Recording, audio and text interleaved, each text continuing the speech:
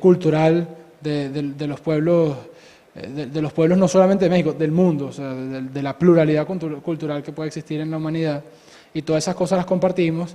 No compartimos el modelo económico, ¿no? O sea, no compartimos el modelo económico, y tampoco compartimos el método de lucha, ¿no?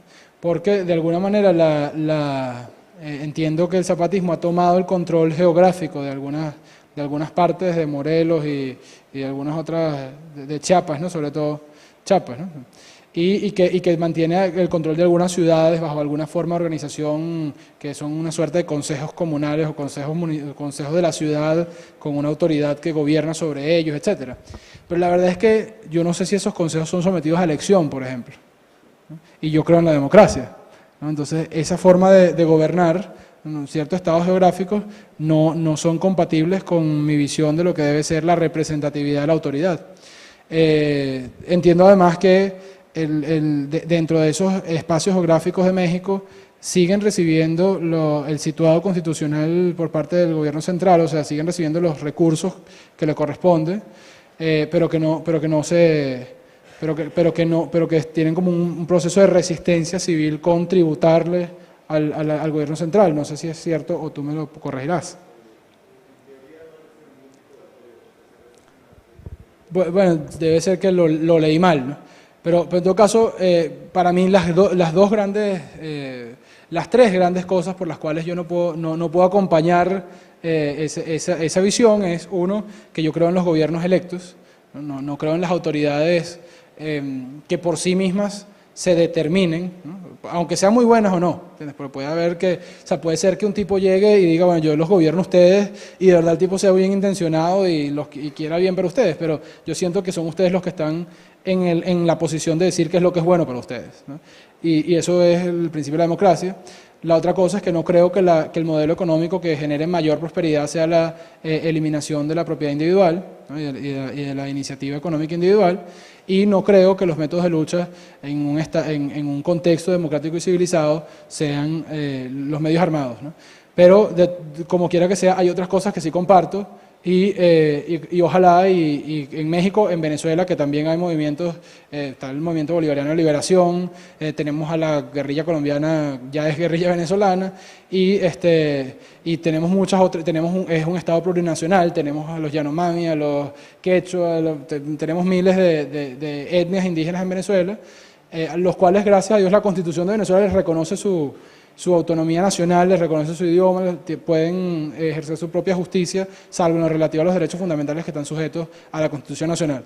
Pero en todo lo demás tienen muchísima autonomía y creo que es algo positivo. Entonces, bueno, ojalá y en el mundo podamos coincidir, ¿no? Y podamos armonizar cosas para que no nos tengamos que decidir esas cosas a balazos, pues.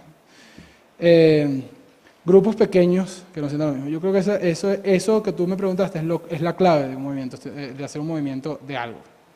Tener la confianza de que tú no eres marciano y de que lo que tú sientes lo está sintiendo miles de gente como tú. O sea, seguro, ten la plena convicción de que lo que tú estás sintiendo lo están sintiendo miles o millones de mexicanos. Miles o millones de mexicanos. Y seguramente se habrán empezado a organizar en torno a esas ideas.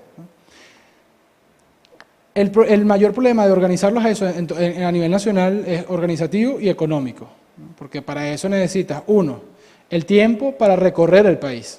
O sea, nosotros, por ejemplo, para hacer el Parlamento Nacional de Estudiantes, yo recorrí físicamente y personalmente 23 de los 24 estados del país. Recorrí el país, buscando a la gente y hablando con la gente persona a persona. Quizá hoy hay otros métodos, también los puedes convocar por Facebook, ¿entiendes? Los puedes convocar por Twitter, pero yo sigo pensando que el contacto persona a persona es insustituible en la política, ¿no? Entonces, bueno, tienes que tomarte el tiempo. Dos, tienes que conseguir los recursos, ¿no? Porque obviamente viajar por un país, ¿sabes? Pasar 3 meses fuera o 4 meses fuera no es gratis y eso también lo tienes que conseguir. Y tres, tienes que saber dónde buscar, pero yo estoy seguro que sabes dónde buscar, en las universidades, en ONGs, en partidos, en las juventudes de los partidos políticos, en grupos de activismo cultural, en grupos de activismo deportivo, que están en general, los grupos de activismo deportivo, por ejemplo, contra la violencia, son la clave. O sea, todos los grupos deportivos, etcétera, esa gente está siempre dispuesta a combatir los temas de narcotráfico, los temas de violencia, etcétera. Entonces, bueno, yo creo que son esas tres cosas: tiempo, recursos y saber dónde buscar, y decidirte hacerlo, ¿no? Pero ten la confianza de que como tú hay millones en México. Eso es seguro, seguro. Tres más y ya, porque habían dicho dos antes, pero yo me puedo quedar lo que ustedes quieran, de verdad. Lo que pasa es que me sorprende que estén aquí a las 7 de la noche después de todo un día de ponencia. Yo no sé, ¿tú me habías levantado la mano? No. Ok, está bien. ¿Alguien más?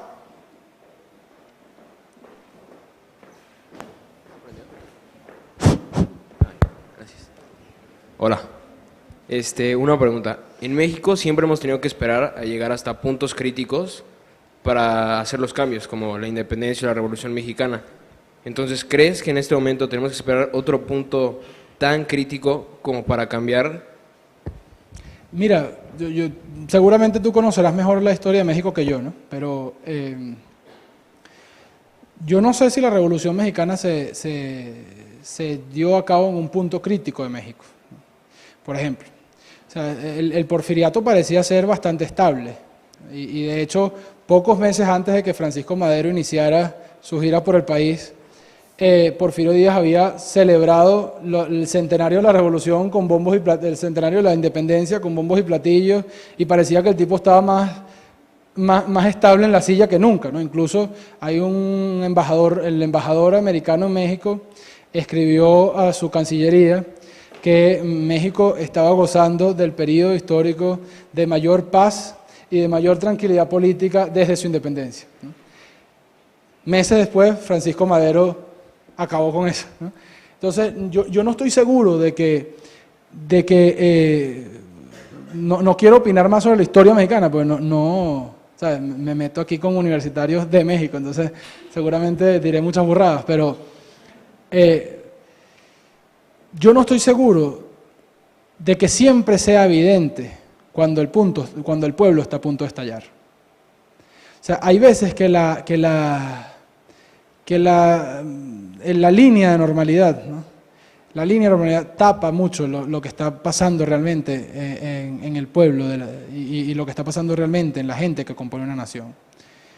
Y ello puede pasar por diferentes razones, ¿no? O sea, en la Unión Soviética pasó por muchísimos años, ¿no? Con la propaganda oficial, y en Venezuela pasó por muchísimos años antes de la llegada de Chávez.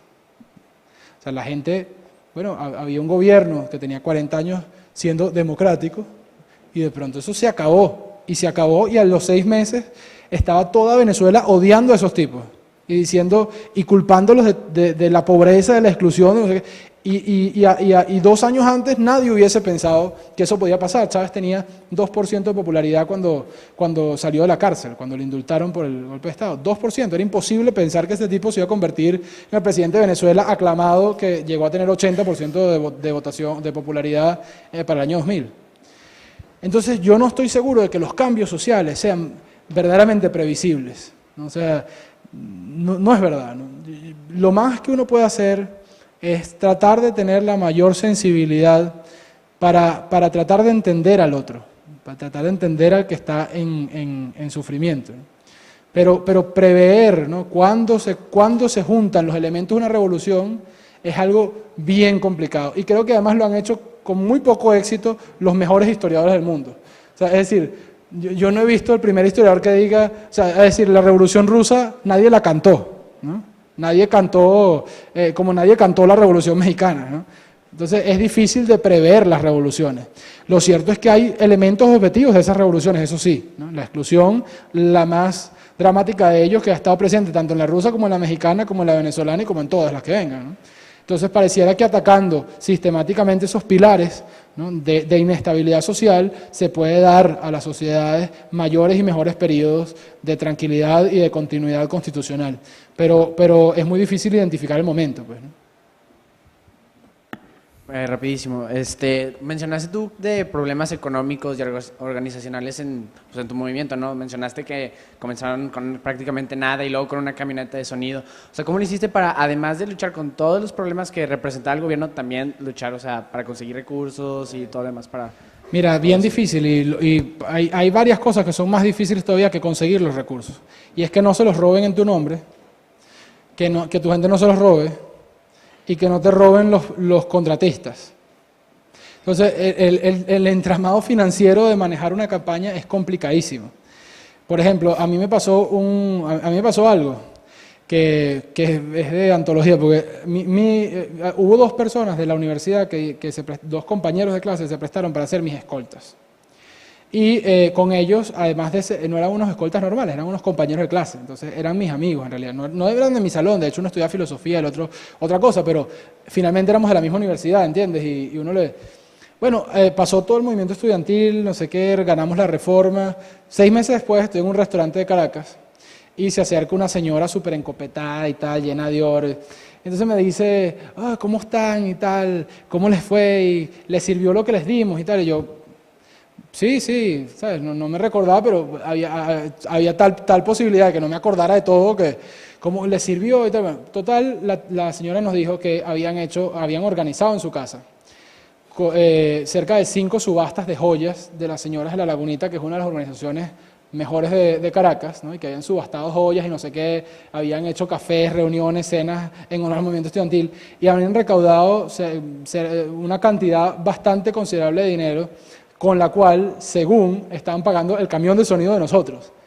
Y el que había cobrado todo eso era mi escolta. Entonces, la dificultad económica no es solamente... O sea, cuando tú haces el movimiento, la plata te viene.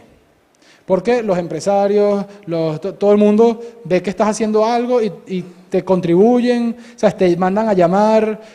Con la gente con la que tú nunca pensaste que te podías reunir, se reúnen contigo y tienen que hacer cola para reunirse contigo.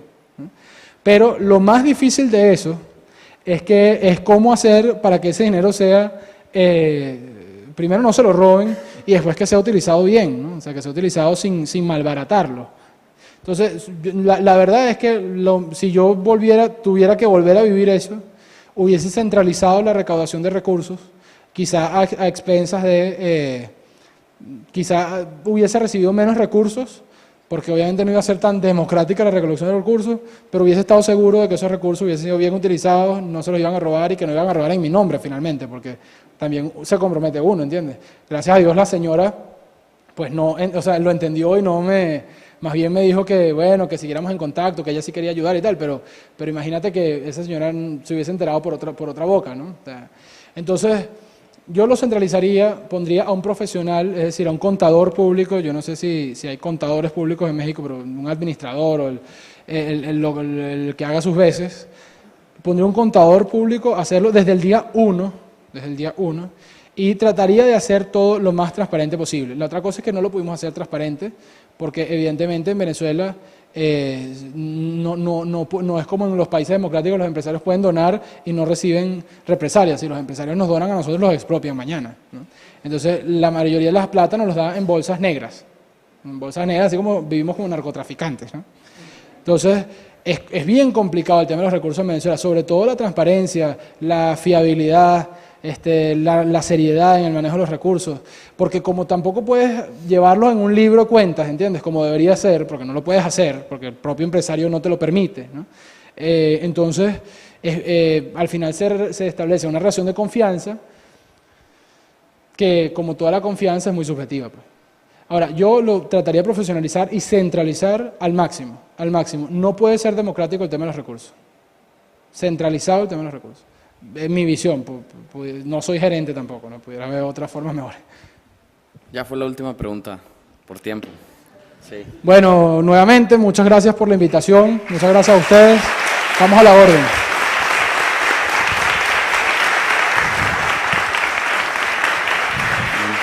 Agustín la va a hacer en...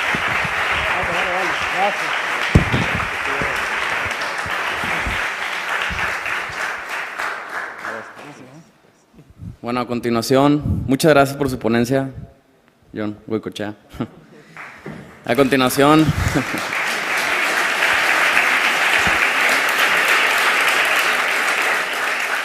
A continuación le voy a ceder el micrófono a Perla para que dé las palabras de clausura.